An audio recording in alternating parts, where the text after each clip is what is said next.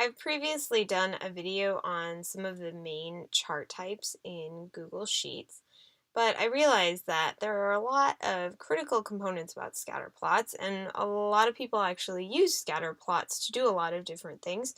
So I wanted to do one specifically for all of your cool scatter plot options.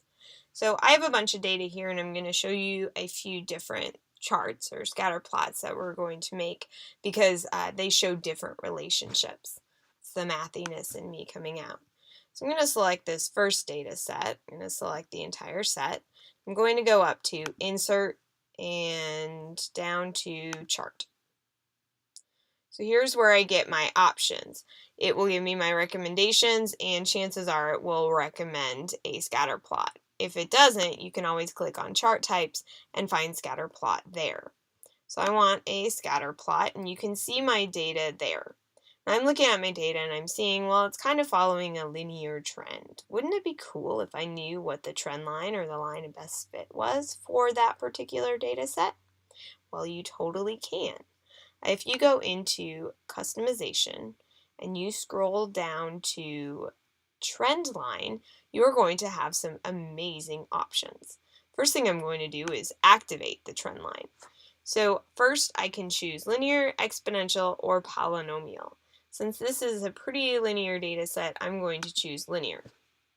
Now right now, I can see it, that's great, but wouldn't it be cool if I knew the equation for it or how well it fit the data? And that's where some of the customization comes in. Under label, I am going to click on the drop-down and select Use Equation. And you'll see that that will open up my linear equation in y equals mx plus b slope-intercept form, and it gives it to me all the way out to the thousandth, which is pretty good. Now, how well does this data fit?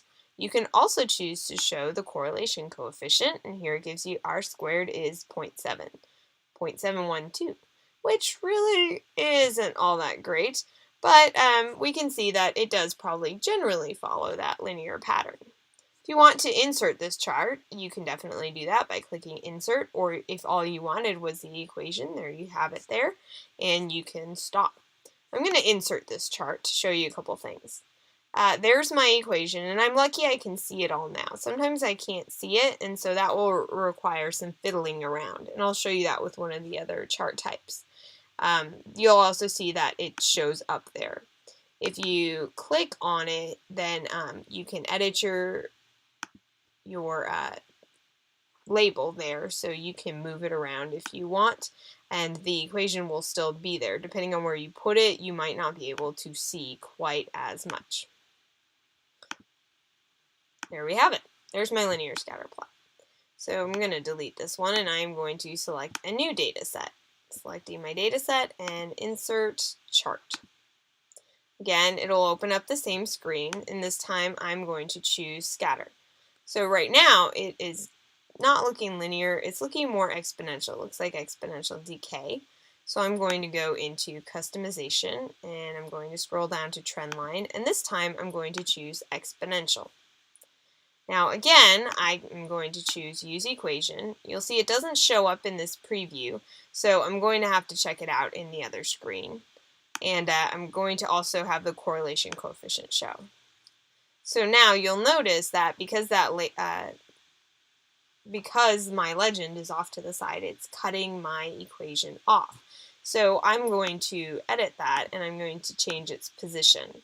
So there, change the position, and I can see the whole equation. You'll notice that it's going to give it to you with a base of e, and this may not be what you're looking for if you guys are just studying general exponentials and haven't talked about that base yet. However, that's probably the more proper format, so you definitely want to check that out. You'll also notice if you hover over it in just the right way to get it to work. I saw it earlier. You hover over it, sometimes it will show you the entire equation. Move it to the top. And it's not cooperating with me right now. We'll see if it does later. There we go. It will show up in a yellow box, and that will allow you to see everything so that you can actually get down that equation And it looks like it fits my data a lot better than my linear set because of that good correlation coefficient. So the last type of scatter plot I want to show you, let's see, I think it shows up in this one. I'm going to select this data set and insert another chart. Yeah, this is what I'm looking for. And I'm going to go to scatter plot. So it's not linear on this one at all, and it's definitely not exponential because it goes down and then it comes back up. So for this one, I'm going to want some kind of polynomial. I'm seeing that it looks quadratic, which means it's going to have a squared. So if I scroll down to my trend line, this time I'm going to select polynomial. Now here's where you have a couple more options. You get to select the degree. And this is the really cool part. A lot of tools only do quadratic, so they'll only do degree 2. However, you have options to go up even higher if your data set calls for that. So here I have my quartic path, and you can see that actually works very well because usually the higher the degree, the more precision you're going to have depending on the data set. So I'm going to choose to go back down to 2 though, and I'm going to choose use equation. This time it all shows up for me. It's going to give it to me in standard form, and I can also show r squared. Can insert that chart, move it around. Again, you can edit this as usual, and if you hover over it in the right place, you will see that yellow box appear if you need it to appear if it's not all showing up.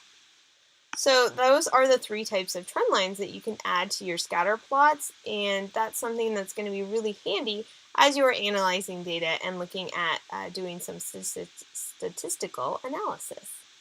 So that's the scatter plot chart type in Google Sheets.